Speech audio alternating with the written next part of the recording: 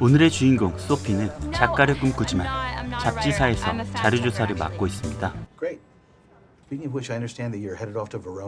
편집장은 소피에게 글 쓰는 일을 절대 주지 않았죠. 그리고 그녀에게는 요리에 빠진 약혼자 빅터가 있습니다.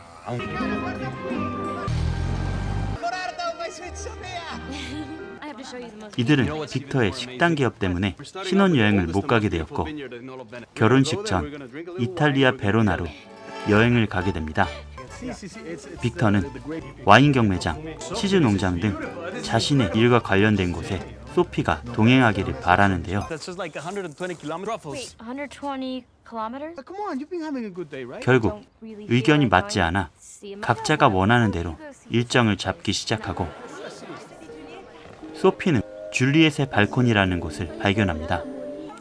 이곳은 줄리엣이 살던 집으로 전 세계에 사연 있는 여성들이 편지를 남기고 가는 곳이었습니다. 그러다가 소피는 벽에 붙어있는 편지들을 바구니에 담는 한 여성을 발견하고 도착한 곳은 바로 이 편지들의 답장을 해주는 곳이었습니다. 소피를 작가라고 오해한 이 여인은 이곳에서 하는 일을 소개합니다. 자신들을 줄리엣의 비서라고 표현하는 이들. 그리고 소피는 세상에서 모인 사연에 답장을 하는 이 일에 흥미를 느낍니다. 그리고 빅터를 만나자마자 이 신기한 이야기를 설명하는데 그는 이야기를 들을 생각이 없는지 가져온 간식만을 궁금해합니다. 기어코 간식을 만든 어머니를 찾아간 그. 소피는 그녀와 함께 편지를 모으는 일을 돕던 중 굴러떨어진 벽돌 속에서 낡은 편지 한 통을 발견합니다. 지금으로부터 50년 전 15살 때 만난 첫사랑 로렌조가 그녀에게 고백했지만 자신이 없어 도망쳤다는 글이었습니다. 고민하던 소피는 그녀에게 답장을 합니다. 그리고 이후에 찾아온 한 남자. 클레어에게 편지를 쓴 사람을 찾는다는 말에 설레는 마음으로 대답하지만 그는 자신의 할머니가 마음을 동요하게 만든 것에 불만을 가지고 있었죠. 조용히 그를 따라간 소피. 그가 걸음을 멈춘 곳에는 할머니가 된 클레어가 있었고 그녀에게 자신을 소개한 소피는 함께하는 저녁 식사 자리에서 그녀의 사연을 직접 듣습니다. 감동한 클레어는 그녀가 첫사랑을 찾는 일을 돕고 싶다고 말하는데 함께 다니며 어린 시절 그녀의 이야기에 집중하는 소피와는 달리 연로한 할머니가 옛사랑을 찾는 일에 부정적인 이야기를 늘어놓는 손자 찰리. 그리고 소피는 클레어와의 대화에서 그녀의 약혼자를 비롯한 자신의 이야기를 하는데 어려서 떠난 어머니를 뒤로하고 자라난 이야기까지 털어놓습니다. 드디어 시작된 클레어의 첫사랑 찾기. 문 앞에서 노크를 하는데 눈빛으로 첫사랑 로렌조가 아님을 짐작하는 클레어. 74 Lorenzo Bartolini. Find things and through process of elimination our Lorenzos. 그 사이 약혼자 빅터에게 연락하는 소피. 그는 지금 이 시간에도 일에 심취해 며칠 후에 돌아오겠다고 그녀에게 말합니다. Please, I'm gonna need until Friday as well. Claire, I'm free. 이들은 연이어 3명의 로렌조를 만나는데요.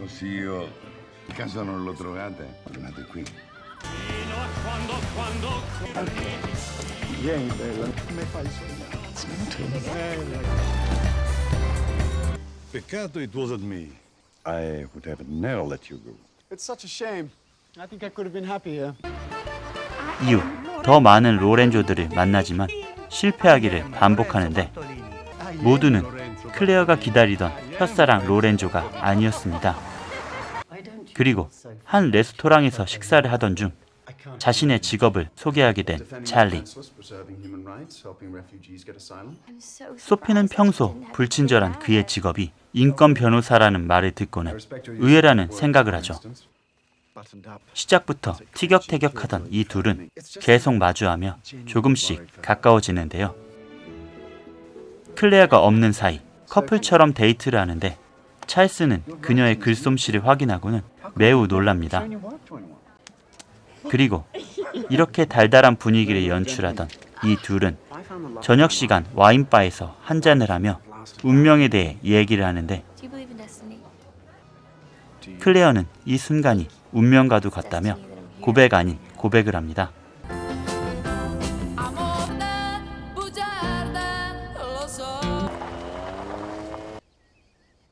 계속된 실패에 심란해하는 클레어를 보고 찰스는 그만하기를 요청하다 소피에게 해서는 안 될 말을 하고 맙니다. You're wrong. Sophie's mother ran away from her when she was a little girl. 클레어는 이후 소피를 찾아가 엄마와도 같은 따스함으로 So sorry. 그녀를 위로해주죠. It's been so special. Alicia, you're so 다음 날 그녀에게 사과하는 찰리. Sincerely sorry. I am sorry, Sophie. 그러다 어느새 이 둘은 키스까지 하게 됩니다. 그리고 계속된 로렌조 찾기가 실패로 이어지던 중 Charlie, stop. 클레어는 차를 멈춰 세우는데 그녀는 로렌조라며 한 젊은 남성을 가리킵니다. Hey, Lorenzo Bartolini.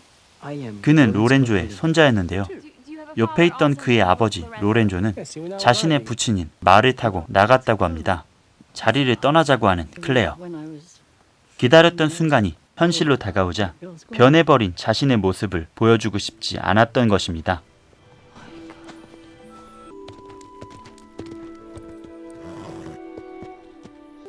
하지만 눈앞으로 다가온 그녀의 첫사랑. 50년의 세월이 무색하게 서로를 알아본 둘은 뜨겁게 포옹을 합니다.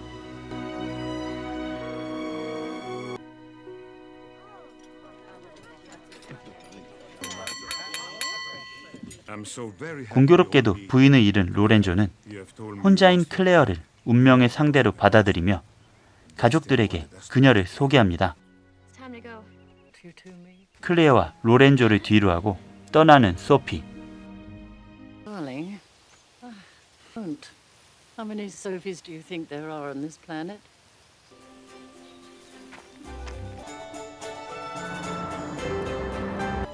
찰리는 뒤늦게 그녀를 따라가 보지만 약혼자인 빅터와 함께 있는 모습에 발길을 돌리죠. 소피는 이 이야기를 집필하여 편집장에게 보여주는데 You don't like the ending? 걱정했던 게 무색할 만큼 좋은 반응이었습니다. Yeah, to publish it. Good story. 그리고 그녀에게 도착한 한 통의 편지. 바로 클레어와 로렌조의 결혼식 청첩장이었습니다. 그녀는 약혼자에게 이 소식을 알리며 이탈리아로 떠나겠다고 말합니다. I really don't know what this is anymore. I don't know what we're doing. 이렇게 오고 가는 대화 속에서 무관심하고 달라질 수 없었던 서로의 모습을 확인한 소피는 이별을 얘기합니다. Sophie? Hi. Hey. Hi. 다시 찾은 베로나, You're here. 그리고 다시 만난 찰리. I wanna. 그런데 그의 옆에는 한 여성이 있었습니다. Well, I'll see you inside. 적잖이 당황한 소피. my lovely wife. 행복한 결혼식이 진행되는 가운데 Sophie, would you mind if I read out the words? What? 한 통의 편지로 다시 이어진 아름다운 이야기를 듣던 중 All my love. 여러 감정에 휩싸인 소피는 뒤편으로 사라지는데 이를 발견한 찰리는 그녀를 따라갑니다. 줄리엣의 발코니처럼 발코니에 선 소피. I should have 그녀는 realized sooner, but I 자신이 didn't. 빅터와 We're not 헤어졌음을 together 말하고 anymore. 사랑을 고백합니다.